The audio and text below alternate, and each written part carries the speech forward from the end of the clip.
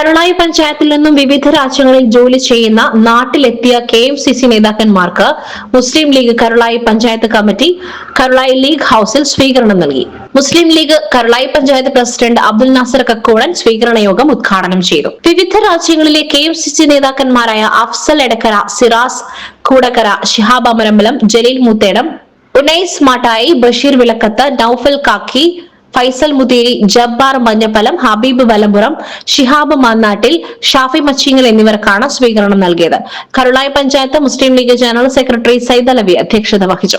മുസ്ലിം ലീഗ് നിലമ്പൂർ നിയോജക മണ്ഡലം vice president KK Khalid, Karulayi panchayat Muslim League ഭാരവാഹികളായ NK Abdurahman, KP Naseer, Sayed Alavi Thekkumkunnu, Sayed Alavi Kalady, Rasheed master, Mithilaj Chemban, Razak P, Ansar PK എന്നിവർ സംസാരിച്ചു.